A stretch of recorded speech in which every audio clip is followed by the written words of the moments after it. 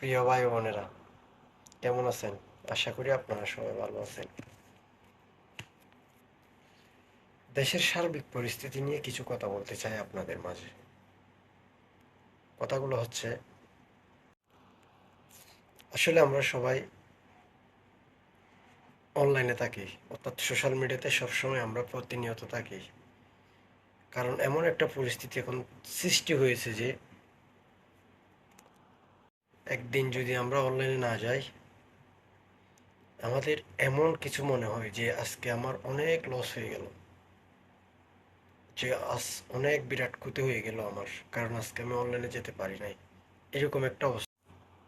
কারণ অনলাইনের সাথে আমরা এতটা জড়িয়ে গেছি যে যে একদিন অনলাইনে আসতে না পারলে আমাদের একদম ভালো লাগে না। মনে হয় অনেক বড় বিরাট ক্ষতি হয়ে গেছে আমার, এই ধরনের অবস্থা।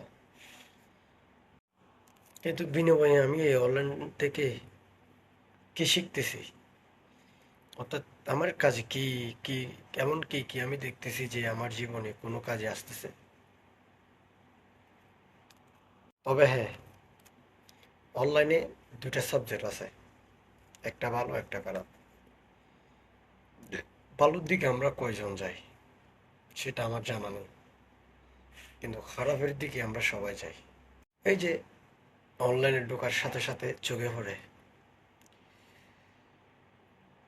দুই সন্তানের মা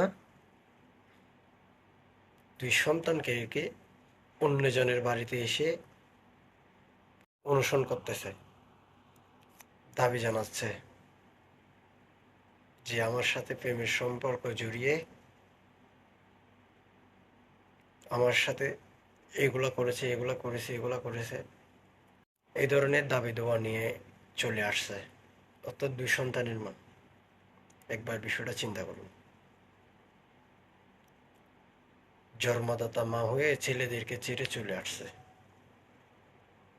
ছেলেটা নতুন কিছু না, এটা প্রতিদিনের মতো হচ্ছে, নিত্য নতুন দিন প্রতিদিন হচ্ছে এগুলো।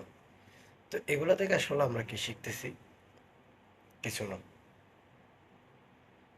এখানে আমাদের শেখার কিছু নেই। তাই আমি বলবো, ওই অনলাইন থেকে যত বিরত থাকতে পারি মনে হয় আমাদের জন্য সেটাই মঙ্গল। কারণ অনলাইন থেকে ভালো কিছু আমরা শিখতেছি না, ভালো কিছু দেখতেছি না। দেশের পরিস্থিতি এত খারাপ, আপনি অনলাইনে গেলে ভালো একটা নিউজ আপনি পাবেন না, যে ভালো একটা জিনিস দিয়ে আপনি দেখবেন, সেরকম কিছু সেখানে নেই।